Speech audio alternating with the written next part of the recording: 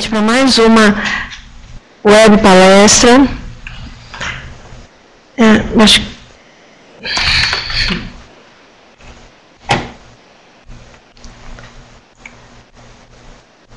Bom, agora acho que o som vai ficar melhor.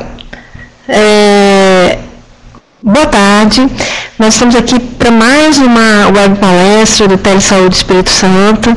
Meu nome é Valesca Lucena, eu sou médica de família e comunidade e telereguladora aqui no Telesaúde Espírito Santo. E nós hoje temos o prazer de receber a doutora Sandra Fagundes, que é pediatra e também coordenadora estadual da ST-AIDS, na Secretaria de Saúde do Espírito Santo. E desde já, doutora Sandra, nós agradecemos a sua presença aqui. E eu gostaria de, antes de nós começarmos a webconferência, solicitar a vocês que coloquem os seus dados, preencham os seus dados na caixa ao lado, na caixa à direita. Esses dados são importantes para que nós possamos conhecer vocês, as pessoas que estão participando, mas também para os profissionais que quiserem receber um certificado de participação dessa web palestra, é importante que informe nessa caixa os seus dados, para que depois nós vocês possam solicitar essa certificação. É importante também colocar nessa caixa todas as pessoas que encontram com vocês, que assistem no mesmo ponto, o nome e a categoria profissional, a unidade de saúde, são informações importantes. A doutora Sandra, ao final da apresentação, vai responder as dúvidas de vocês, então vocês podem fazer perguntas durante a apresentação das dúvidas que vocês tiverem nessa caixa à esquerda de bate-papo, e ao final da apresentação nós daremos a oportunidade, leremos essas perguntas e a doutora Sandra vai responder. Essa webconferência também vai estar disponível offline, depois na plataforma do Telesaúde. E então, para vocês que estão nos assistindo agora ao vivo, podem divulgar essa informação para os colegas de vocês que não tiveram essa oportunidade de estar assistindo hoje. Uma outra forma dos profissionais que estiverem assistindo offline essa apresentação é o serviço de tirar as suas dúvidas, é o serviço de teleconsultoria que o Telesaúde Espírito Santo também oferece. Nós estaremos depois à disposição para responder as dúvidas que os profissionais de saúde do Espírito Santo tiverem. Bom, doutora Sandra, eu vou estar passando agora a palavra à senhora para estar falando sobre a redução da transmissão vertical da sífilis e o manejo clínico.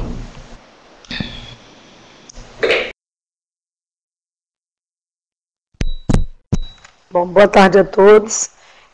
Vamos falar sobre um tema muito importante essa tarde, para a gente tentar eliminar a sífilis congênita, pelo menos até o ano de 2016. Porque até o momento a gente tentou até 2010, há um plano de eliminação da sífilis congênita até 2010, depois a gente passou para 2015, e agora a gente está com perspectiva de redução, pelo menos, para o ano de 2016, no ano de 2016. Como que eu faço para passar? Aqui. Desculpa, gente, porque eu sou meio assim. Então, a gente sabe que a Organização Mundial de Saúde, né, através de vários protocolos, e esse último de 2012, discute estratégias para a gente eliminar a sífilis congênita, né, pelo menos nos países que assinaram o acordo. E essa tentativa de eliminar seriam 4 pilares básicos. Né? Primeiro, compromisso político, né, dos governantes.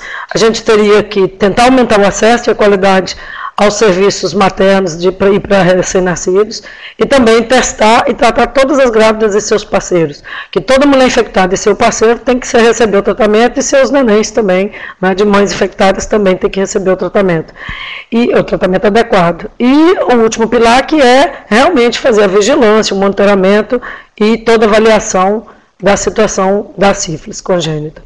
E o Ministério da Saúde, em 2014, então, lançou esta cartilha simples para redução, não só da sífilis congênita, como também da transmissão vertical do HIV, como metas do milênio, né, da Organização Mundial de Saúde e Pan-Americana de Saúde. E neste folheto tem lá a proposta, que é reduzir tanto a transmissão vertical do HIV, como reduzir a sífilis congênita com problema de saúde pública, que pela Organização Pan-Americana de Saúde, isso significa a gente ter pelo menos, no máximo, meio caso para cada 1.000 nascidos vivos, né, com diagnóstico precoce e assistência adequada à mulher e seu parceiro. Esse plano de eliminação compõe uma situação estratégica básica, que isso já é política brasileira desde 1987, né? Você realizar 2 exames para sífilis durante o pré-natal de toda grávida, na primeira consulta e na 28ª semana, e em toda admissão de parto e de abortamentos também. Além disso, todo caso de sífilis diagnosticado na gestação tem que ser tratado, de preferência com penicilina benzatínica. A gestante tem que tratar com penicilina, porque senão não é considerada tratada, nas doses padronizadas e, lógico, seguir todo o segmento sorológico mensal dessa grávida. E a gente sabe, quanto à questão dos testes na gravidez, várias tentativas de tentar aumentar esse número de testes para que toda gestante faça seu teste. E desde a criação da rede Cegonhas, a gente distribui muitos testes rápidos, e o Ministério da Saúde distribui esse quantitativo cada vez maior de teste rápido. No Espírito Santo, a gente distribui 70.000 testes rápidos por mês para todos os municípios do estado, para que toda unidade de saúde do estado faça teste rápido e disponha esse teste rápido, disponibiliza esse teste rápido para 100% das gestantes.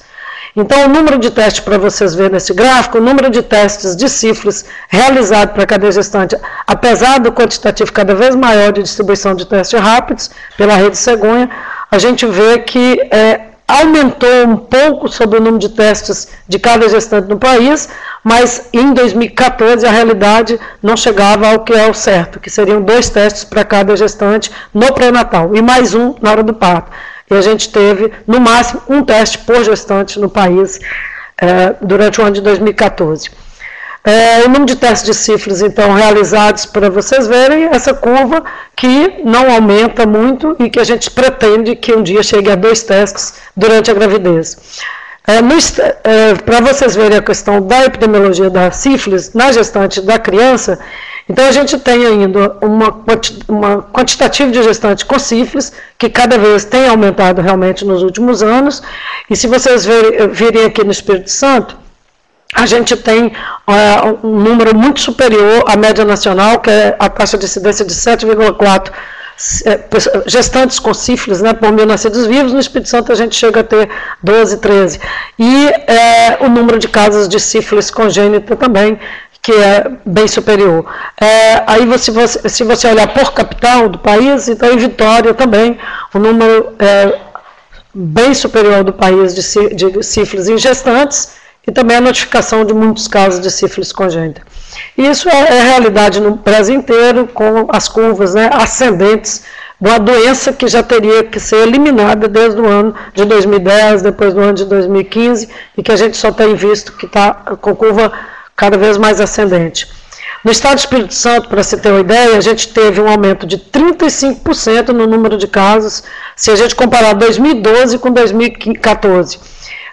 Esses dados já publicados, e a gente tem então, em 2014, 7,7 crianças com sífilis, recém-nascidos com sífilis congênita para cada 1.000 nascidos vivos, muito superior ao proposto pela Organização Mundial de Saúde, que seria 0,5 para cada 1.000 nascidos vivos para considerar eliminação.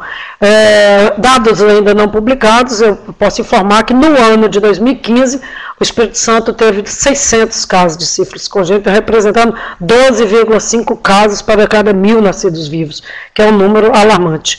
Então, a gente já está com essa curva ascendente também no estado do Espírito Santo. apesar da tentativa de eliminação, e o que a gente vê é essa ocorrência de cada vez mais casos, maior número de casos de sífilis congênita, apesar do número de testes rápidos distribuído, apesar de toda a proposta de eliminação da doença. E isto é óbvio que vai afetar as taxas de mortalidade infantil, e a gente vê um nítido aumento, cada vez mais aumentando o número de sífilis congênita, e também aumenta o número de crianças, fetos ou natimortos, crianças também que morrem por causa da sífilis congênita. Então, eliminar a sífilis congênita, como que a gente poderia traçar estratégias? A estratégia principal é ter um pré-natal precoce, toda grávida fazer seu pré-natal, porém esse pré-natal tem que ter qualidade para todas as gestantes e que tenha, toda gestante, né, tenha a testagem universal para sífilis e seja tratada adequadamente, imediatamente. Além disso, a gente tem que assegurar que essa gestante não se reinfecte, né? Tratando todos os parceiros sexuais, promovendo o uso de preservativo, para que ela não se infecte, para prevenir mesmo a reinfecção durante essa gravidez. Várias portarias, né, já dão conta de distribuição de penicilina na rede básica tem que ser realizada nas unidades de saúde. O Ministério criou em 2014 os comitês de investigação de transmissão vertical do HIV e sífilis, para que a gente incentive os municípios a criar seu comitê e criar seus grupos gestores de monitoramento da sífilis congênita, e a gente tem questionado e enviado para 100% dos municípios todos os casos como uma retroalimentação para que busquem o motivo desse caso, para que a gente corrija os problemas e não aconteça mais casos de sífilis congênita no estado do Espírito Santo.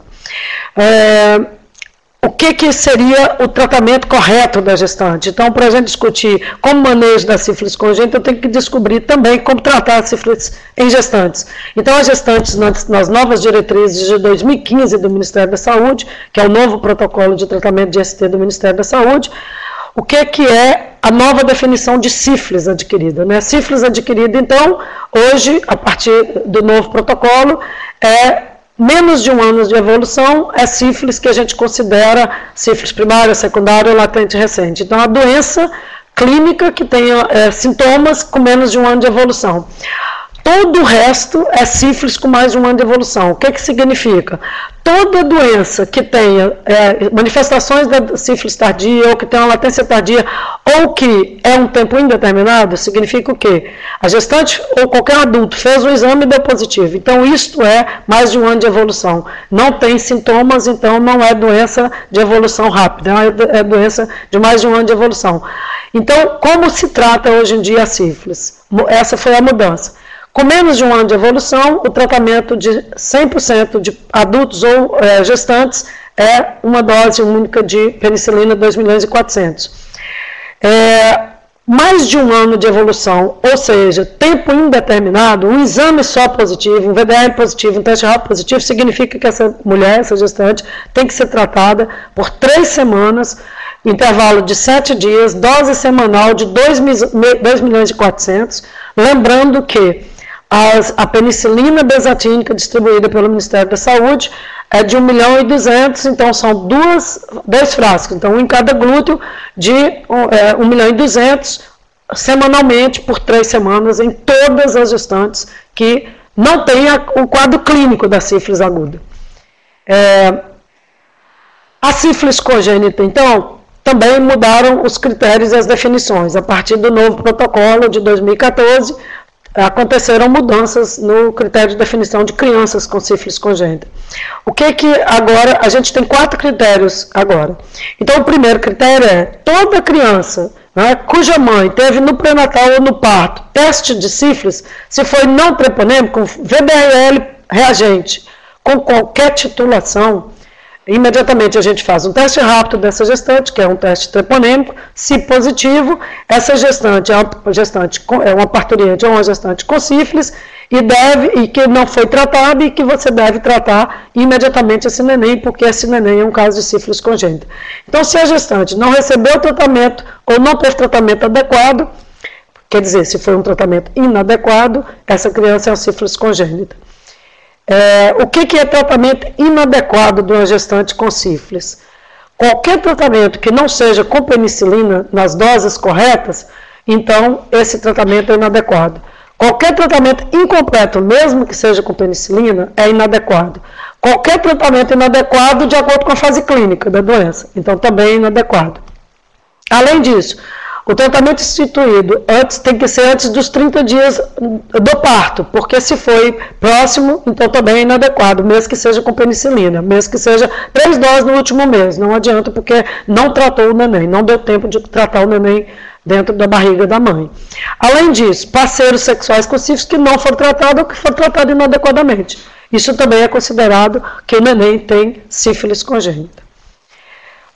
O outro critério que está dentro do primeiro, qualquer criança ou recém-nascido cuja mãe não foi diagnosticada durante a gravidez de sífilis, que ela não teve diagnóstico de sífilis na gravidez, e que na maternidade, não tendo o teste rápido, no Espírito Santo, 100% das maternidades tem teste rápido, que a gente disponibiliza para 100% das gestantes, 99 maternidades cadastradas com a gente na coordenação, e a gente tem teste rápido em 100% delas.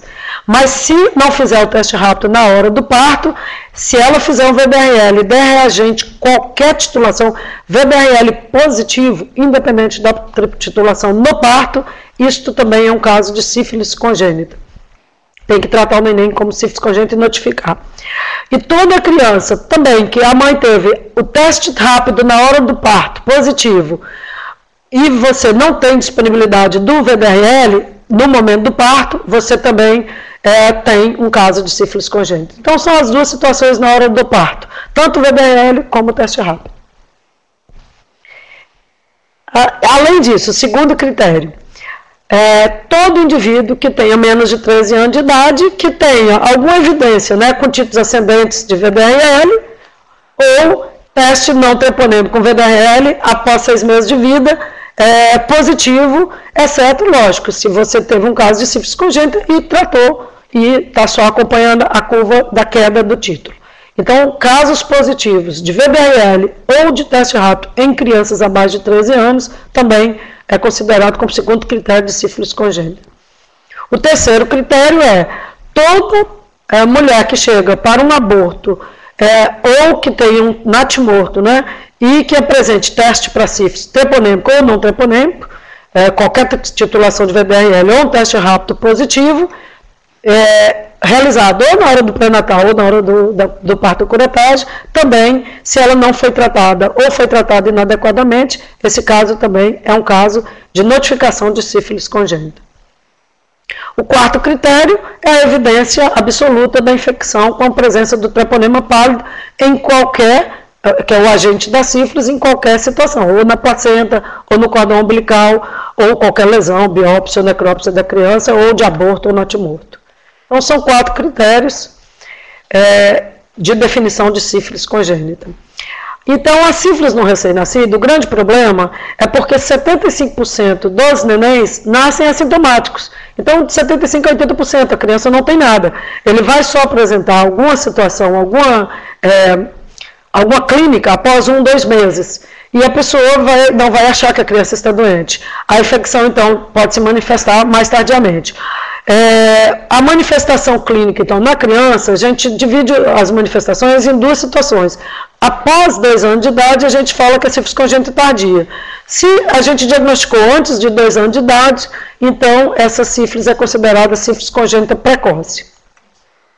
As manifestações clínicas da sífilis congênita precoce são manifestações que, quando o neném apresenta sintomas, esses sintomas podem ser ou uma rinite hemorrágica, ou obstrução nasal, que às vezes você aspira e tem uma secreção hemorrágica, o condiloma lata, um racho papular, ou então hepatosplenomegalia, icterícia, pode apresentar placas em mucosa, adenopatia, ou às vezes você percebe anemia, dores quando mexe com as articulações, que são as osteocondrites, e que vai levar a pseudoparalisia, que a criança não se movimenta por dor daquele membro por causa da lesão do treponema.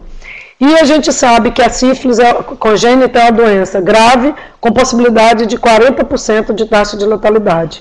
Então, aumento da mortalidade infantil, leva a possibilidade de 40% de morte para a criança, para o feto. e vai levar esse natimorto sifilítico com todos os sinais, né? Desnutrição, pletória, quadro neurológico com a lesão, com completa hemorragia, a cartilagem nasal sendo destruída pelo treponema, sangrando, os ossos da criança levam a osso, ou as cartilagens levam o treponema tem preferência por ossos e cartilagem, fazendo a periostite, a lesão da cartilagem, as rinites, né, hemorrágicas, as lesões macropapulares, como em qualquer adulto, de uma lesão de uma sífilis já de mais de 2 meses, provável. A mãe tinha mais de 2 meses de doença. A lesão da sífilis congênita tardia, né, são manifestações clínicas estigmatizantes. Se a criança não for tratada corretamente, assim que nasce, essa criança vai desenvolvendo a doença, que pode ser uma doença mais aguda, como a gente falou, mas também vai levando à destruição do septo nasal, levando à possibilidade de 75% das vezes do nariz em cela. A criança vai ser estigmatizada pro resto da vida. Pode ter um pálito arqueado, pode ter uma fronte olímpica, que 87% das vezes a criança vai ter uma alteração na face, então estigma também para a vida toda. Ela pode ter a tríade sintomática mais grave da sífilis, que são os dentes alterados, né, de Rutger, que é o dente lembrando uma serra, a ceratite, que levando à cegueira, e a surdez do 8º par, que é a situação mais grave, né, e também pode levar ao retardo mental. E lesões na tíbia, na mandíbula, então é uma doença extremamente estigmatizante. Então aí é o exemplo, né, da cegueira, né, por ceratite intersticial, as lesões dos dentes, né, que são para sempre alterados, e a criança com surdez. Esse é um caso relatado americano. O manejo, né, da sífilis congênita, então, um recém-nascido, todo recém-nascido de mãe que teve alguma sorologia positiva para sífilis, seja teste rápido, seja VBRL, seja alguma situação de sífilis da gestante ou na hora do parto, esse recém-nascido tem que fazer VBRL do sangue periférico. Então, 100% das crianças filhas de mãe com sífilis tem que fazer VBRL do sangue periférico. Não deve fazer do sangue do cordão devido à hemólise. O manejo adequado também todo recém-nascido de mãe com sífilis, independente que a criança tenha qualquer sintoma, ele tem que fazer na maternidade raio-x de ossos longos, hemograma, prova de função hepática, prova de função renal. Além disso, o líquor, sempre fazer a punção lombar para fazer a rotina do líquor e o VBRL do líquor para o diagnóstico da neurosífilis, que é assintomática em maioria das vezes. Então, toda criança, filha de mãe com sífilis, mesmo que tenha sido tratada, mesmo que tenha toda a discussão do tratamento e da questão dos exames, ela deve fazer a rotina na hora do nascimento. Na maternidade ainda, para que se institua o tratamento correto desse recém-nascido e ver o tratamento da mãe e do parceiro, conforme o protocolo do Ministério da Saúde. E notificar todos os casos de sífilis congênita e, é lógico, durante a gravidez também, do parto, notificar toda gestante e toda parturiente com sífilis. São portarias ministeriais. O tratamento da sífilis congênita no período neonatal, o tratamento da sífilis congênita sempre é com penicilina cristalina. Então, são 10 dias de penicilina cristalina, EV, IV, e a dose, no período neonatal, a dose é 50 mil por quilo dose, de 12 em 12 horas. Durante a primeira semana de vida do neném, você faz de 12 em 12 horas 50 kg dose, devido à imaturidade renal, porque a penicilina é potássica, então você tem que fazer de 12 em 12 horas por causa da eliminação do potássio e da própria penicilina. Após a primeira semana de vida, você já faz de 8 em 8 horas. Após 28 dias, após o período neonatal, o tratamento da sífilis congênita sempre é penicilina cristalina, 10 dias, venoso. E a dose é 200 mil por quilo dia, que a gente pode fazer ou de 4 em 4 horas, que é o mais correto, ou de 6 em 6 horas. Você pode dividir em 4 ou 6 doses. Mas a dose completa é 200 mil por quilo dia, após 30 dias de vida deste neném, que muitas vezes o diagnóstico acontece após a saída da maternidade. O tratamento, então, da sífilis congênita em crianças, em recém-nascidos, que tiveram mãe adequadamente tratadas e parceiras adequadamente tratadas, você tem que fazer o VDRL deste recém-nascido, e se ele for reagente com título maior do que a mãe, ou se esta criança tiver alguma alteração clínica, ou alguma, alguma alteração radiológica, ou alguma alteração hematológica, ou alguma alteração glicórica. Então, é qualquer situação, e a outra situação é VDRL do neném igual ao modo que é da mãe. Então, esse neném também tem que ser tratado com penicilina cristalina venoso por 10 dias. Uma alternativa que existe desde o ano 2015, o Ministério da Saúde publicou uma nota informativa em novembro de 2015 a respeito da situação do tratamento alternativo para o recém-nascido com ceftriaxona 50 mg quilo dia durante 10 dias venoso, pela situação que aconteceu no ano de 2015 e no final de 2014, a falta de penicilina cristalina na rede pública. Então houve a possibilidade de optar por ceftriaxona. Mas na presença de penicilina cristalina, a primeira opção, a opção de escolha é penicilina cristalina. Apenas na falta, a opção pode ser a ceftriaxona na primeira semana de vida, então nos primeiros 10 dias de vida da criança. É lógico, se a criança for diagnosticada posteriormente e se não tiver penicilina cristalina, também pode ser tratada com ceftriaxona, de acordo com a nota técnica do Ministério da Saúde.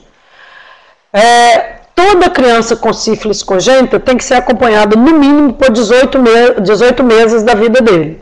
Do primeiro mês de vida até os 18 meses, essa criança tem que ser acompanhada em ambulatório pediátrico ou de infectologia pediátrica, e essa criança tem que fazer um VDRL com 1 mês, 3 meses, 6 meses, 12 meses e 18 meses.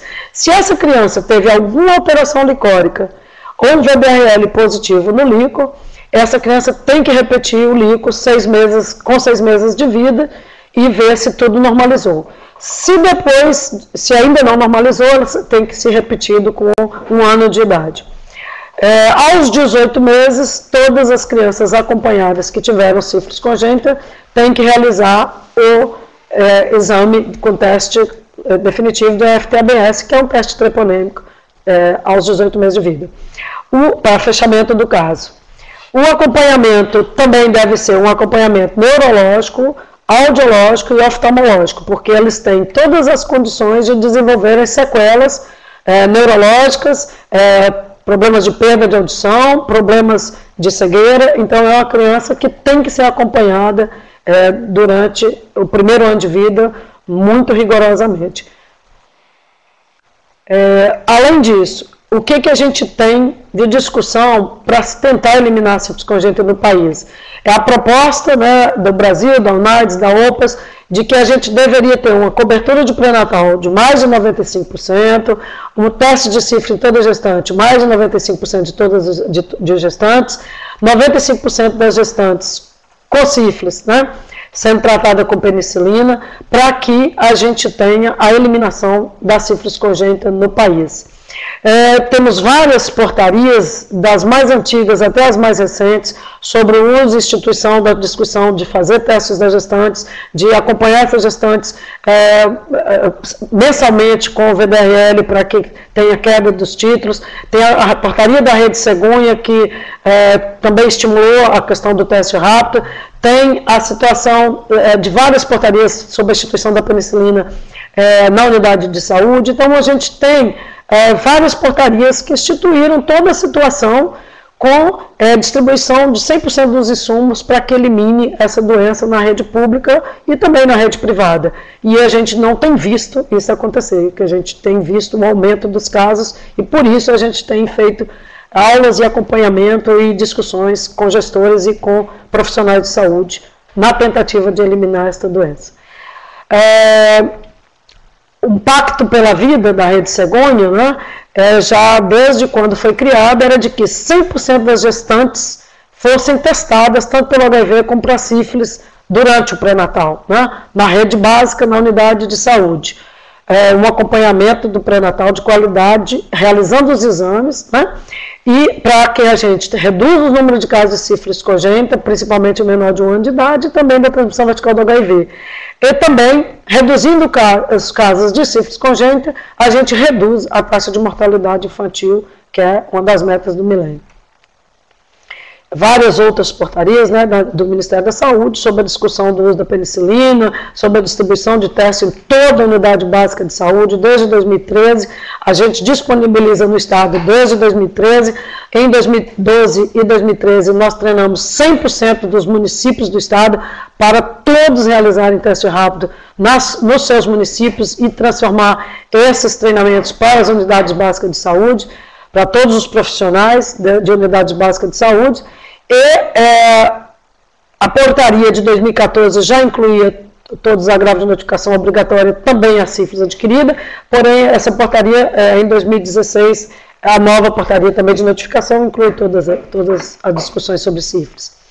E além disso, a gente tem que manter uma vigilância absoluta sobre a sífilis congênita, não só vigilância sobre a gestante com sífilis, como do recém-nascido com sífilis, para prevenir novos casos de sífilis em mulheres, né, principalmente idade fértil, gestantes, evitar a transmissão vertical, reduzir as consequências da sífilis, tratando essa criança infectada no momento oportuno e adequado. Além disso, o que a gente precisa realmente é melhorar a assistência de pré-natal, ter um pré-natal de qualidade, para que a gente, né, não permita que a falta de qualidade no atendimento à gestante ou parturiente, tanto HIV como o treponema pálido, seja transmitido para o recém-nascido. A gente quer transmitir somente carinho para o neném, né? Não transmitir nem sífilis e nem AIDS. Cuidar, então, com atenção e carinho de toda gestante, que é um direito dela e do seu neném. É isso.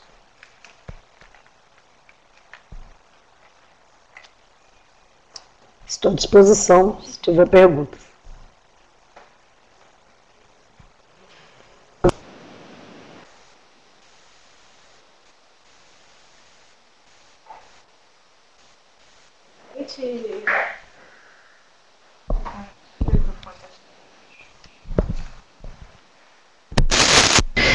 Excelente apresentação, doutora Sandra.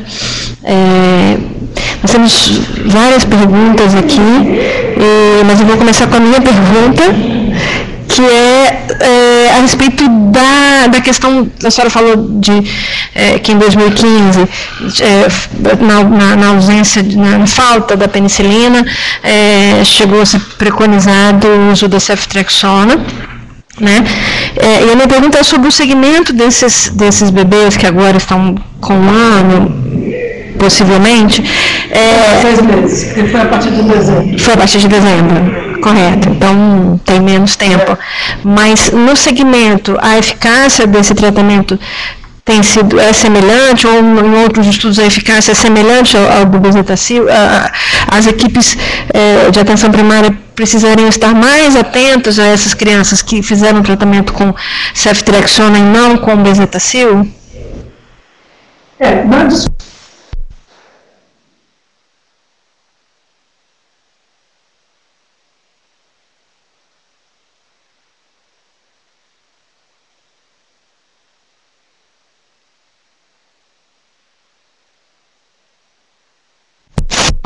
De qual tipo de medicamento mais a gente poderia usar. Peraí, eu acho que tem que responder de novo. Eu acho que está desligado o som. Agora, começa de novo. Então, a grande questão do tratamento da sífilis é o uso da penicilina. Então, isso é inquestionável no mundo inteiro. Todos os protocolos do mundo inteiro colocam como primeira escolha a penicilina. Alguns protocolos já tinham uma discussão do uso da ceftriaxona nas gestantes alérgicas à penicilina. Porém, é um tratamento longo e a pessoa tem que ficar internada fazendo o tratamento. Então, a situação do primeiro tratamento da penicilina é inquestionável. As crianças, nós temos algumas crianças E a gente acompanhou de perto, porque lá no hospital infantil a gente tratou algumas crianças com ceftriaxona e a gente recebeu crianças para acompanhamento que fizeram ceftriaxona na maternidade, né, como tratamento no período neonatal, e a gente tem acompanhado. Toda essa incorporação dessa nova tecnologia foi discutida no CONITEC e só foi aprovada após consulta pública, após debate de expert, de pessoas com entendimento e de pessoas capazes nessa discussão, e o CONITEC teve aprovação depois de consulta pública e o Ministério Público publicou essa nota técnica. Então, isto é uma determinação baseada em evidências baseadas em expert. Então, a ceftriaxona pode realmente tratar a sífilis, porém, de uma forma que na forma que foi colocado. As crianças estão sendo acompanhadas e a gente tem visto situações que a gente teve que retratar essa criança. Então a gente teve 2 crianças, inclusive, que a gente teve que retratar, inclusive, com penicilina quando chegou a penicilina. Então não é que seja eficaz, nem menos eficaz, é porque a gente tem os VDRLs com alterações de títulos e a gente fica inseguro de saber se realmente foi tratado ou não aquela criança. Mas é uma tecnologia que foi incorporada, o ceftriaxona, para o tratamento da sífilis em gestante, nos casos de grávidas alérgicas à penicilina, ou na situação do neném por falta de penicilina cristalina. Foi uma tecnologia incorporada após debate e após consulta pública e após aprovação no CONITEC, que são todos os órgãos que regulamentam toda a situação do tratamento no país. Obrigada, doutora Sandra, respondeu a minha dúvida. A Zileide também fez perguntas aqui no chat, e ela quer saber sobre a questão do teste rápido, né? Ela quer saber do número de teste rápido. Ela falou que, então, se faz, na verdade, o teste rápido na primeira consulta, ele já é considerado o primeiro dos 2 testes rápidos preconizados, porque, na dúvida, eles estão fazendo, após o teste rápido da primeira consulta, outro teste rápido, segundo ela, outra técnica, e no terceiro trimestre faz outro teste. O primeiro teste considerado da gestante é o teste na hora que ela chega, que fala que acha que está grávida. Então, esse teste rápido é o primeiro teste na primeira consulta da gestante. Então, esse aí já é considerado o primeiro teste. Inclusive, a gente vê naquelas curvas que eu mostro da questão dos testes, a gente no Espírito Santo tenta buscar se os municípios digitaram, se fizeram os testes, que precisa de estar também digitando. E muitas vezes a gente vê que não sabemos se é porque não foi realizado ou porque não informaram que realizaram os testes, né, rápidos ou VDRL. Mas o primeiro teste pode ser considerado desde a primeira consulta da gravidez. Por exemplo, chega uma jovem falando que acha que está com atraso menstrual, imediatamente o que deve ser feito na unidade de saúde é o teste rápido de gravidez, que está também sendo distribuído, e o teste rápido de sífilis e o teste rápido de HIV. Então, esses 3 testes, imediatamente, são considerados como um dos testes da gravidez, sim.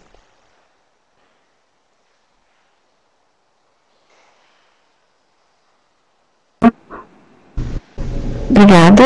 Acho que deve ter respondido a dúvida do teste rápido. Mas a Zileide, que é de Ponto Belo, também está perguntando sobre o que ela não entendeu, eu queria que falasse um pouco mais sobre comitê de investigação de sífilis. Ela disse que é da vigilância e AIDS, né? Ela não entendeu sobre isso. Ela é da vigilância epidemiológica e do programa de DST AIDS do município de Ponto Belo, e, segundo ela, não está sabendo sobre esse comitê. É do Regional de Saúde de São Mateus, né? Queria saber quem é a referência regional. Então, o comitê, desde 2014, o Ministério da Saúde começou a instituir a discussão dos comitês de transmissão vertical, da sífilis e do HIV. Esses comitês, a gente passou durante o ano, a gente fez vários seminários regionais na discussão da formação dos comitês por município, porque os municípios é que têm que compor seus comitês informar a Secretaria de Estado, publicar, o ideal é publicar, ou o secretário de Saúde informar o nome do grupo que compõe esse comitê, que pode ser um grupo, Coordenação Municipal de AIDS, Vigilância Epidemiológica, Coordenação de Saúde da Mulher, Coordenação de Saúde da Criança. Então, não importa, seja um grupo de pessoas que estão preocupadas e tentando reduzir a transmissão vertical da sífilis e do HIV. No ano de 2014 e 2015, a gente fez vários seminários sobre sífilis, de sífilis e HIV, a gente teve juntas regionais, e em São Mateus tem a coordenadora Penha, da Coordenação Municipal de AIDS, e tem a enfermeira Pela, que é da Vigilância Epidemiológica, e que elas têm um trabalho intenso na discussão da transmissão vertical do HIV e da sífilis. E a gente já solicitou, a gente, enquanto Estado, durante o ano 2015 todo, a gente solicitou que os municípios encaminhem oficialmente, né, os secretários de saúde encaminhem oficialmente, não só as coordenações municipais de AIDS, encaminhem os grupos formados desses comitês. Alguns municípios já enviaram, a gente sabe que na Grande Vitória a maioria dos municípios já tem esse comitê, já estão trabalhando na investigação dos casos, mas exatamente essas 2 semanas eu pessoalmente tenho mandado individualmente para cada secretário de saúde dos 48 municípios. Eu tenho feito isso individualmente, assim, para o secretário de saúde, para o coordenador de AIDS do município, para a vigilância epidemiológica. Eu tenho enviado a lista dos casos de sífilis que têm ocorrido no seu município e solicitado a investigação de acordo com o protocolo, porque o protocolo é um protocolo que você vai preencher, responder 178 perguntas a respeito de por que ocorreu aquele caso. E dentro disso, investigar o motivo daquele caso. Dentro disso, o município pode traçar estratégias para que não ocorra de novo. Então, isso aí a gente tem enviado para cada município, e Ponto Belo é um dos municípios que também teve casos de sífilis congênita. E ainda não enviei realmente o número de casos para Porto Belo, mas a gente já enviou o boletim, a gente tem um boletim na homepage, e a gente tem também, desde o ano passado, a correspondência solicitando a criação dos comitês de transmissão vertical de sífilis, de HIV e hepatite B.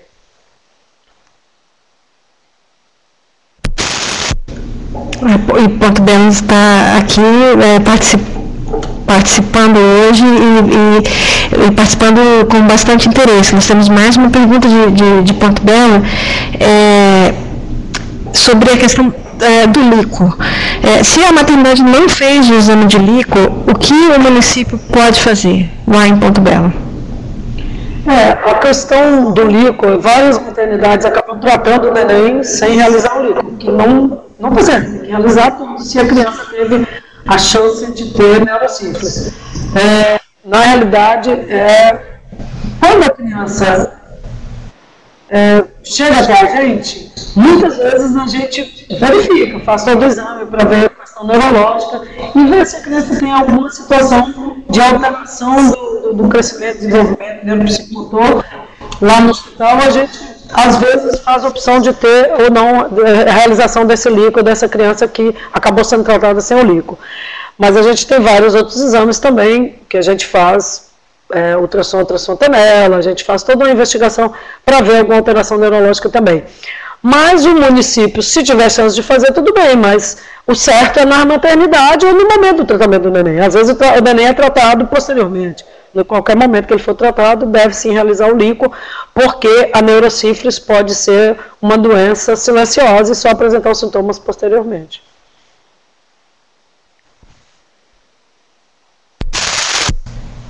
Entendi, mas o tratamento do bebê sempre vai ser, em qualquer idade que seja, vai ser internado, vai ser sempre um tratamento de venoso.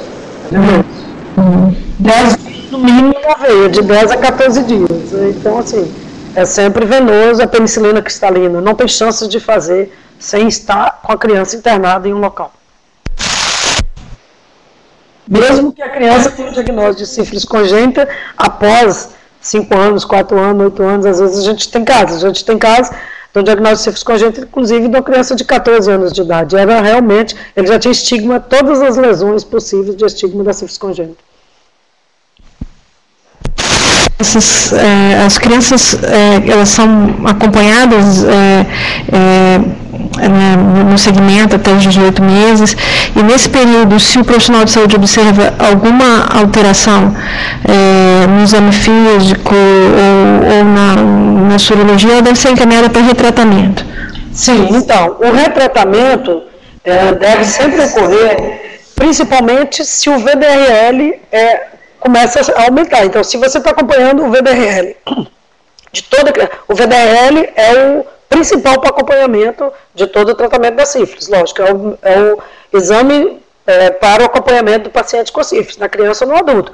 Então, se o VDRL tem que cair 4 vezes, o tratamento só é considerado se o VDRL cai 4 vezes e na criança até 1 ano de idade o VDRL fica negativo.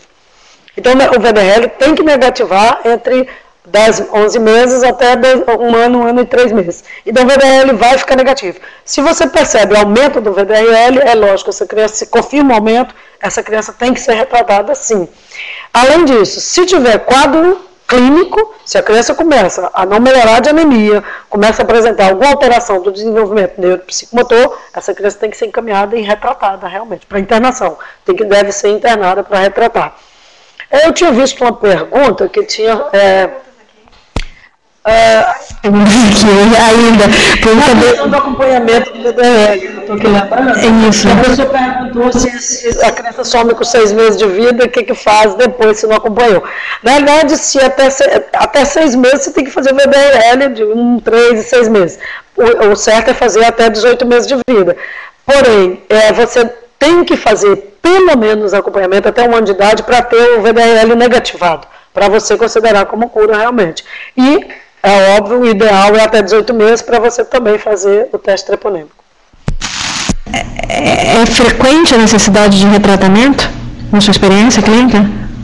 A gente já teve alguns casos de retratamento, mas frequente não. A gente tem algumas situações que realmente necessitaram retratamento e que a gente teve que reinternar a criança e tratar. Não tão frequente, mas existem os casos assim. A gente tem, por sinal, alguns casos que o VDRL fica insistentemente alto e que a gente, às vezes, fica até preocupada. Mas se o VDRL cai, mas não cai 4 vezes, o ideal é que ele caia 4 vezes a cada título e negative, até 1 ano de idade. Às vezes ele não cai 4 vezes, a gente acompanha e repete. Se persistentemente ele não caiu durante os 6 primeiros meses, a gente não só retrata, como é um caso de você fazer, inclusive, a pesquisa com outro líquor, porque pode ser neurosífilis, pode ser treponema pálido, realmente, nos mananciais, no líquor cefalorraquidiano, e promovendo essa multiplicação do treponema. A Portobello está aqui. Ponto Belo está aqui perguntando também sobre esse segmento, né? A pergunta deles mas se a criança fez o tratamento no período neonatal, respeitando o segmento VDRL 1, 3, 6, 12, 18 meses, conforme o preconizado, interrompeu o segmento com 2 exames de VDRL negativos consecutivos, de acordo com o Manual de Vigilância Epidemiológica, e se a criança fez o tratamento no período neonatal, considerando o segmento preconizado, realizou o VDRL nos meses 1, 3 e 6, não reagente, ao interromper, é considerado cura? Ao interromper o exame de VDRL? Entendi. Acho que ela complementou aqui embaixo, o segmento VDRL 1, 3, 6 e 12, 18 meses, conforme preconizado, interrompendo o segmento com 2 exames de VDRL negativos consecutivos. A gente não, esse não é o preconizado, a gente não considera, não é que não é considerado cura. Cura é o tratamento que já aconteceu, mas assim, o VDRL deve ser acompanhado no mínimo até 1 ano de idade, que o certo é você ter o VDRL acompanhado até 1 ano para você ver se a criança tem necessidade de retratar, se o VDRL subiu de novo. O preconizado é no mínimo 1 ano. 6 meses apenas, assim, não é que não é considerado cura, a criança está curada, ela fez o tratamento, mas você deve acompanhar o VDRL até 1 ano de idade para ver exatamente essas situações, que às vezes o VDRL vem negativo com 6 meses e volta a positivar com 9 meses, 1 ano de idade. Então, a gente já teve casos assim. O certo é até 1 ano, no mínimo. O 18 meses é o correto.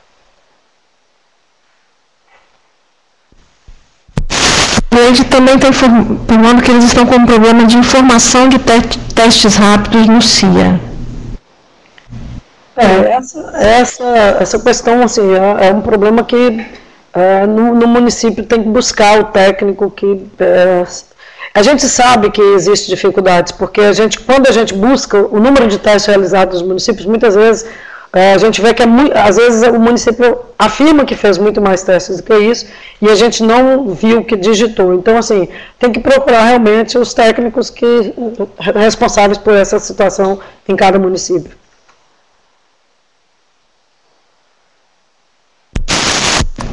Ok, Colatina também está participando aqui, a Adriele Guidoni, de Colatina, está perguntando se existe alguma estratégia para tratar o companheiro, já que a não adesão do mesmo impede o tratamento adequado. A gente sabe que uma grande parte das crianças com sífilis congênita, a gente define o caso porque o parceiro não fez o tratamento. Muitas vezes acontece isso mesmo. E a gente sabe que continua essa realidade. Apesar das mudanças do critério, continua a realidade do parceiro, às vezes, se recusar a se tratar. E o que existe de debate e que o único país no mundo, essa meta de eliminação da sífilis congênita existe há bastante tempo, mas foi um pacto firmado em 2010, que até o ano de 2014, a eliminação da sífilis congênita no mundo inteiro, o único país que realmente cumpriu a meta foi Cuba.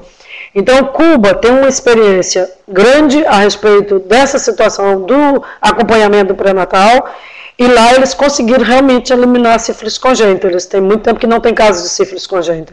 E uma grande estratégia deles, lógico, a qualidade eficiente do pré-natal, uma grande qualidade pré-natal, e eles têm que o pré-natal não é o pré-natal da gestante. O pré-natal em Cuba é o pré-natal do casal. Então, esta é uma grande estratégia, você fazer o pré-natal do casal, que em Curitiba, em São Paulo, já tem toda essa estratégia. Eles já trabalham com a busca do parceiro atual dessa gestante, para que ele acompanhe as consultas do pré-natal e também faça todos os exames idênticos ao que a gestante está fazendo. Óbvio, os exames sorológicos, né?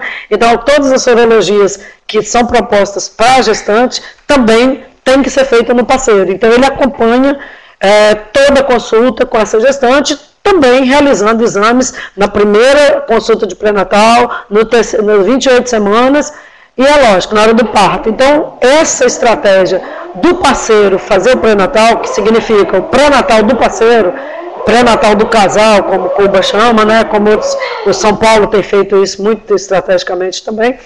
Essa estratégia eu acho que é uma das coisas que vai ajudar muito se a gente começar a adotar em todos os municípios, que é uma determinação que pode ser de cada município. É lógico que o Ministério da Saúde tem tentado discutir e cada local tem implantado ideias e estratégias para garantir que a gente não tenha sífilis congênita. É mais uma ideia.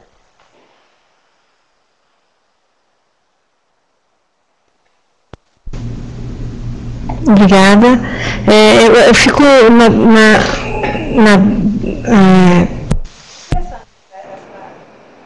essa estratégia, né, de fazer a sorologia do parceiro também, porque a gente sabe que o VDRL ele pode ser negativo durante uma infecção bem recente. Ou numa infecção tardia. Ou ele é negativo na infecção muito recente, nos 2 primeiros meses da infecção, que o problema do VDRL é um problema sério. Porque o VDRL, ele é um teste não treponêmico. Ele é ótimo para o acompanhamento dos casos de sífilis. Mas ele falha no diagnóstico tanto no início da doença como após 10 anos da doença. Então, o VDRL, nos primeiros 2 meses da infecção, a doença aguda nos primeiros 2 meses, mesmo que o indivíduo tenha sintomas, tenha o cancro duro, tenha sintomas e tenha adenomegalia, o VDRL é negativo até o 2º mês da doença. Então, é um período muito longo para você ter um diagnóstico inicial da doença. Apenas mais ou menos 10% dos casos de sífilis em gestantes são realmente em sífilis primária. Então, a quantidade de sífilis primária é baixa. Se você for observar todos os casos de sífilis congênita, por exemplo, a gente olha os diagnósticos das mães, quantidade de sífilis primária é baixa. Mas, nesse período, pode dar VDR negativo. Por isso, o teste rápido é essencial, porque o teste rápido é um teste treponêmico e imediatamente vai dar positivo. Agora, a outra situação inversa, que é a maioria dos casos, 90% dos casos, de 80% a 90% dos casos de sífilis é realmente adquirida, né, de sífilis adquirida, é realmente um VDRL positivo, sem sintomas. A maioria das pessoas, quando fazem diagnóstico de sífilis adquirida, a maioria não tem sintomas. Ou é porque já tem mais de 2 anos da doença, né? Geralmente é porque tem mais de 2 anos da doença, né? Então, se já tem mais de 2 anos da doença, o que vai acontecer com esse VDRL? Ele vai ficar com título baixo, 1 para 1, 1 para 2, 1 para 4, ou até 1 para 8, ou ele vai negativar. Então, a tendência, após 2 anos de infecção não tratada, é que o VDRL, em 70% das vezes, até 80% das vezes, negativo. Então, a tendência é ter um VDRL negativo. Então, tanto o limite de mais tempo de doença, como no início da doença, realmente o VDRL não ajudará. E aí, o teste rápido é essencial, porque um teste rápido positivo é um teste treponêmico. Em toda grávida, indica começar imediatamente o tratamento. Então, se eu tenho uma pessoa gestante ou não gestante que tem um VDRL positivo e o seu parceiro tem um VDRL negativo, em geral indica-se tratar nesse casal, né? Mas é o casal.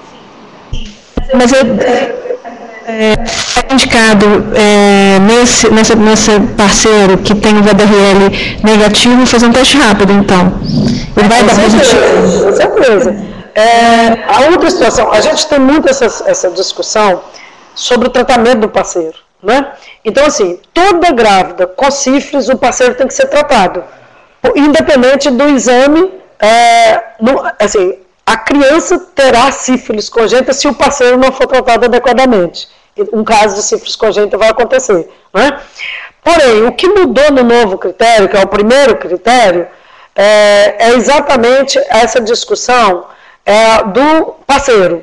Então, o que mudou no primeiro critério? Neste novo protocolo de sífilis congênita, a única mudança é E, a letrinha E, entre o teste não treponêmico e treponêmico do parceiro. Então, que na realidade, parceiros sexuais com sífilis. Então, na realidade, que é o critério da gestante não tratada, se o parceiro não foi tratado, então, ou inadequadamente tratado, esse caso é sífilis congênita. E o que mudou nesse protocolo é exatamente essa discussão do parceiro, a colocação do parceiro com sífilis. Por quê? Você deve fazer o teste. O problema, deixa no último slide, o problema muitas vezes você não localiza o parceiro para fazer o teste, muitas vezes ele se recusa a fazer os exames, e quando você tem a presença do parceiro, é ideal que aí você tanto faz o VDRL como o teste rápido, porque o mais correto nesse caso, se ele tiver o VDRL negativo, é fazer o teste rápido, que é treponêmico. Se o teste é rápido positivo, é óbvio que esse parceiro teve sífilis. E como geralmente as pessoas têm sífilis e nem sabem que teve, já passaram 2 anos e ele não tem sintoma nenhum, ele nem se lembra. Agora, todo teste rápido de sífilis, a primeira pergunta que você deve fazer é: você já teve sífilis? Já tratou sífilis antes? Porque se for uma situação de que já tratou sífilis antes, pode ser só por ele já ter tido sífilis. Então, essa é a questão do teste treponêmico, né? Mas você tem razão, o VDRL pode dar negativo e ele é um parceiro com sífilis e se recusa a tratar porque fala que ele está negativo. Acontece também isso. Olha, a Adriele, se houve mudança da diretriz de 2000. Agora acho que ela está ouvindo. Houve mudança na diretriz de 2015 em relação à diretriz anterior, quanto à dessensibilização da gestante alérgica à penicilina. Para saber se o risco supera o benefício, qual a sua experiência a respeito do assunto? Não, então, essa mudança, nessa discussão aí de sensibilização, continua, no novo protocolo, continua a proposta de tentativa de tratar com penicilina com dessensibilização na discussão. É preconizado, sim, que o primeiro tratamento deve ser com penicilina cristalina, ou penicilina bezatínica na gestante. O tratamento real é penicilina mesmo, é o ideal. E a tentativa de sensibilizar continua com proposta. O que existe de discussão é que as unidades de saúde muitas vezes ficam inseguras de realizar, e a gente propõe de que assim, a tentativa de sensibilizar pode o local, o município, a unidade de saúde, o grupo da saúde da família, da estratégia da família, pode solicitar que essa grávida seja internada em um pronto-socorro, em um local. Muitas vezes a gente propõe, né? Aqui em Vitória a gente já teve algumas situações, a gente colocou internada nas Hospital das Clínicas, internada na Santa Casa, para as primeiras 24 horas de sensibilização, faz a primeira dose, e nunca tivemos nenhum problema, porque realmente a reação alérgica à penicilina é muito rara. E muitas vezes essa discussão de falar que é alérgica não é realmente alergia, é alguma outra situação, e a pessoa se preocupa por achar que é alérgica. E em todas as tentativas de se fazer de sensibilização, acaba fazendo mesmo a penicilina e não teve problema nenhum. Continua essa proposta, porque o primeiro tratamento, o ideal realmente é a penicilina para a gestante. O ideal é a penicilina.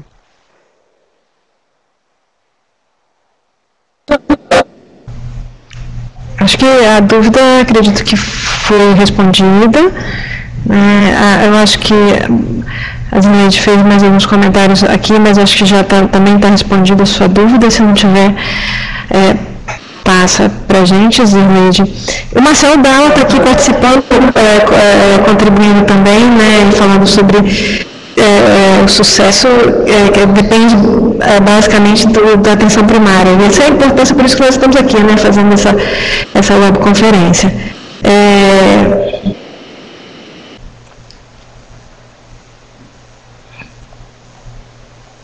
Eu acho que tem uma discussão importante aqui que a Zileide colocou ali, de que a falta de somatologia da criança leva a pessoa a acreditar que a criança não está doente. E também, ali não é nem na criança, ela fala, isso acontece também na criança, mas no parceiro, ela está comentando sobre o parceiro. Eu achei interessante esse comentário, que é isso mesmo, porque a gente trabalha com ambulatório de infectologia há anos, né, infectologia pediátrica, e que a gente trabalha com a criança doente, conversa e trata o neném e a mãe, e a gente convida os parceiros, convida os pais, quem está com essa gestante, para a gente, vamos com essa mãe já, né, porque a gente já pega o neném para acompanhamento. A gente conversa e muitas vezes tem essa discussão mesmo do parceiro, mas ele não tem doença, olha aqui, vocês fizeram o VDL, está negativo. Aí a gente convence de que tem que fazer o teste treponêmico, a gente realiza o teste treponêmico, mas mesmo a gente mostrando um teste treponêmico, que hoje em dia é o teste rápido, mas já teve FTABS, a gente às vezes faz pelo próprio LACEN, e a gente prova que está positivo e que é realmente um portador daquele treponema pálido, mesmo não estando doente naquele momento, porque a doença é assim mesmo, evolui para ficar sem sintomas posteriormente, depois de 2 anos, eles não acreditam. Muitas vezes, ainda assim, você tem que conversar muito com a psicóloga, assistente social e convencê-la a se tratar. É uma dificuldade, né? Mas tem que ser tratado. Já existe no novo protocolo o tratamento para homens, né? É lógico, na questão da gestante, o parceiro da gestante deve ser tratado com penicilina. Mas existe a opção do tratamento para a sífilis adquirida, porque aí a gente já está frente ao neném, ela já não é mais gestante, aí a gente convida o parceiro para ser tratado, e agora a gente pode oferecer não a penicilina, porque o problema deles é não tomarem a penicilina bezatínica, né? Tem um medo da penicilina bezatínica. Hoje em dia, a gente já tem no protocolo do Ministério da Saúde, o novo protocolo de IST, o tratamento com a doxiciclina. Então, a gente já pode tratar 14 a 21 dias o homem com doxiciclina. Então, já tem a proposta de tratamento da sífilis adquirida, né? Para que ele não tenha medo da injeção. Só lembrando do protocolo de ST, o protocolo de ST foi aprovado pelo CONITEC, né, depois de consulta pública o ano passado, é uma portaria ministerial. Esse novo protocolo vamos realizar aqui no Estado do Espírito Santo, a coordenação de AIDS, junto com a Secretaria de Estado da Saúde, estará promovendo a oficina sobre o novo protocolo de tratamento das ISTs, infecções sexualmente transmissíveis no Brasil.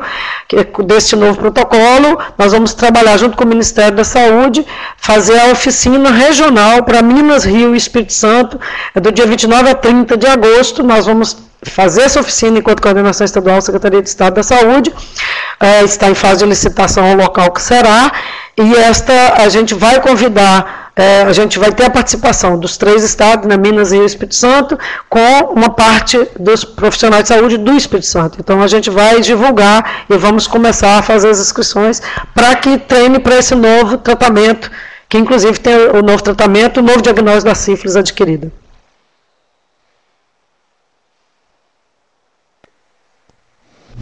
Muito interessante isso. E o Dr. Marcelo também está falando aqui sobre abordagem familiar, né?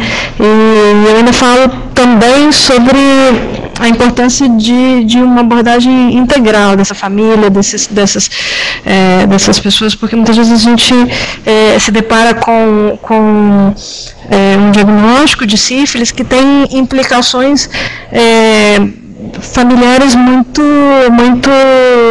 delicadas, né? E o profissional, o profissional ter um vínculo com essa gestante, com esse parceiro, está disponível para ouvi-los e ao mesmo tempo explicar as condições, né? Eu acho que a equipe como um todo vestir a camisa da prevenção da sífilis congênita, né? Abraçar esse casal, essa gestante, no sentido de continuar acompanhando, continuar investigando quais são as dificuldades que esse casal tem a partir desse diagnóstico, e para facilitar a adesão ao tratamento, né? Porque quando você lida com uma gestante com diagnóstico de sífilis, muitas vezes a gente lida com processos que envolvem a sexualidade, envolve ou parceiros extraconjugais algumas vezes, às vezes não, mas isso pode desestruturar a família, aquele acordo familiar que existe, de forma que muitas vezes isso impossibilita até o tratamento desse parceiro de uma forma mais de uma adesão mesmo, da adesão. Então, assim, essa questão que o Marcelo colocou sobre a abordagem familiar é bem importante, né? E a sensibilidade do profissional também em lidar com todas essas questões. Com certeza. Essa realidade é uma realidade de qualquer doença sexualmente transmissível, né? As infecções sexualmente transmissíveis, é lógico que são doenças que são as infecções que você tem que trabalhar num contexto com grupo multiprofissional, né? Não só é o médico ali para dar um remédio, porque isso não vai, às vezes, não levar a nada, porque às vezes ele nem vai tomar a injeção que ele teria que tomar. Você tem que abordar a família, tem que abordar toda uma discussão com assistente social, com psicóloga, com tudo realmente. E doutor Marcelo Dalla, Bernardino, muito obrigado pelas palavras carinhosas ali, mas ele está colocando muito ótimo a situação de que, assim, é um contexto realmente da atenção primária, né? No contexto de uma estratégia de saúde da família, onde que você trabalhe com todo o grupo de profissionais, num trabalho de multiprofissionais, multidisciplinar, né, como seria, de trabalhar toda essa discussão com essa família, com a situação ou não, né? A gente já deparou de muitas situações, inclusive de agressões físicas, né, de situação de um parceiro ou uma parceira não aceitar o que acontece, ou de achar que foi traído, e de acontecer inclusive agressões físicas, que a gente não pode deixar acontecer, que a gente tem que ter todo o tato para evitar e para que isso seja muito bem esclarecido. E muitas vezes essa situação do parceiro é o mais problemático mesmo, é o mais grave. Porque quando existem resoluções do Conselho Regional de Medicina, inclusive sobre a questão do tratamento do parceiro, né, do Conselho Federal de Medicina. Quando você fala que ele tem que se tratar e alguém pede um VDRL que dá negativo, até você explicar para esse indivíduo o que é que está acontecendo, ele pode ter agredido a mulher e ter feito toda a desestrutura dessa família. Então, essa situação que você colocou é muito importante, assim, tem que ter toda uma delicadeza no trato das questões das infecções sexualmente transmissíveis para não gerar realmente um conflito familiar e agressão física às mulheres, que a maioria das vezes a questão acaba agredindo fisicamente as mulheres e pode acontecer realmente situações de desfazer famílias e tudo. Então, é realmente a situação de um trabalho, eu acho que a gente tem toda a possibilidade dentro do Estado do Espírito Santo de ter uma atenção primária de qualidade. Eu acho que a gente, todo o pré-natal é dentro da atenção primária, é a unidade básica de saúde, insumos são distribuídos 100% para 100% dos municípios para que insumos de teste rápido, da situação agora também de penicilina benzatínica para toda a gestante e seus parceiros. Então a gente tem toda a possibilidade do tratamento, do diagnóstico primeiro é ter o diagnóstico.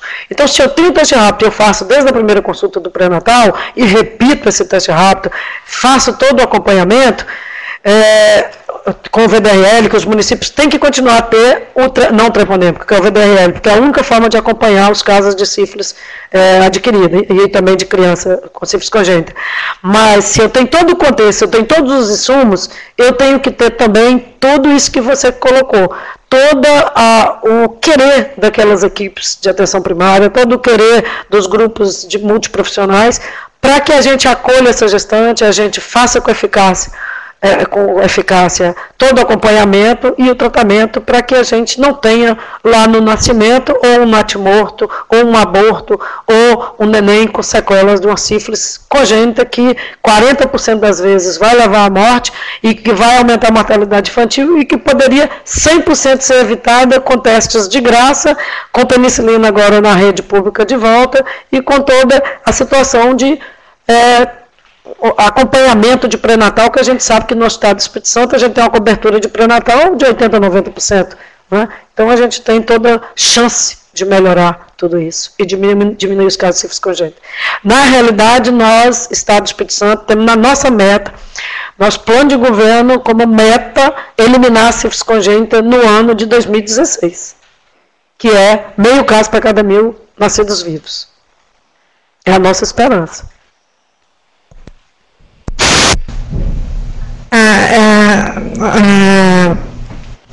A Jordana e a Zirlei estão aqui comentando também sobre a importância de abordar, né, uma abordagem mais ampla da saúde do homem, né, para a diminuição dos casos de sífilis. Né? Eu concordo, porque a gente sabe que a gente ainda precisa elaborar mais estratégias para captar esses homens precocemente, né? E aí entra até o comentário da doutora Sandra sobre o pré-natal do casal e não o pré-natal, né, da mulher, não é só exclusivamente o pré-natal do casal. Eu acho que fortaleceria essa abordagem, essa participação masculina nesse processo. Né? E a gente tem vários elogios aqui, o pessoal agradecendo, a doutora Sandra, bastante, e eu também agradecendo, porque gostei muito, foi muito esclarecedora a apresentação para mim e acredito que para todos os participantes. Bom, eu agradeço a vocês o convite, estamos à disposição.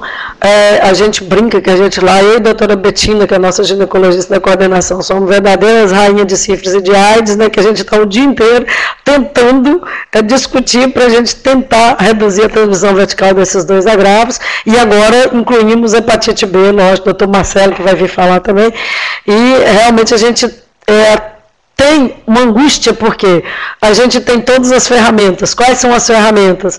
A gente tem protocolos muito claros, né? O protocolo da Sociedade Brasileira de Pediatria, o protocolo da Organização Mundial de Saúde, o protocolo do Ministério da Saúde. Os protocolos são simples e claros, como o doutor Marcelo mesmo falou.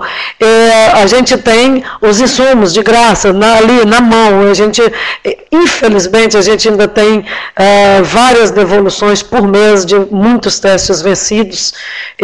Fica no município até um momento de alguém falar assim, não, vou devolver que não fez mesmo, então vamos devolver. Então isso dói no coração, porque é recurso público, né, que está sendo utilizado ali para compra, e a gente quer mais é que o teste esteja em todos os lugares e que todos façam uso dele.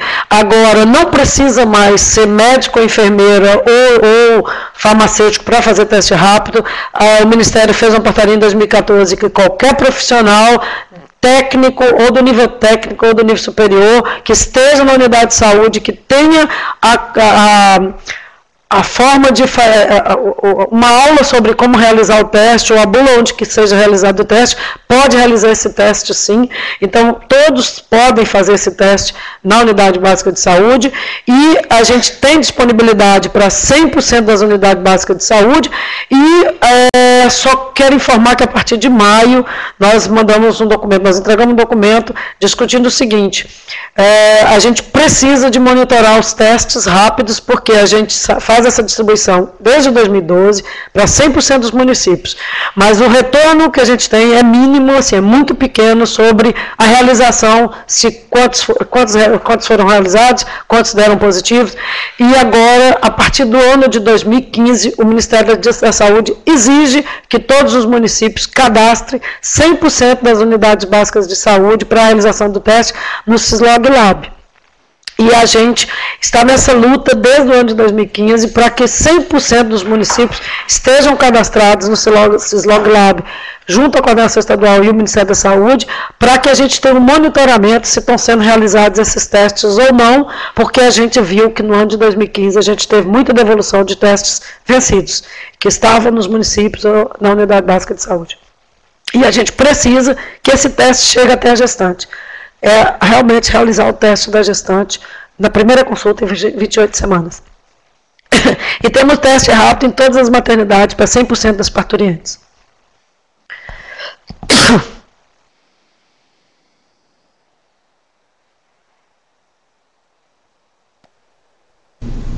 Obrigada, doutora Sandra. E nós vamos encerrando aqui a nossa web palestra. E agradecendo a todos também, a todos os participantes, todas as pessoas que estiveram aqui abrilhantando, né, fazendo perguntas e essa web palestra. Muito obrigada, doutora Sandra. Muito obrigada a vocês. E pela participação de todos também.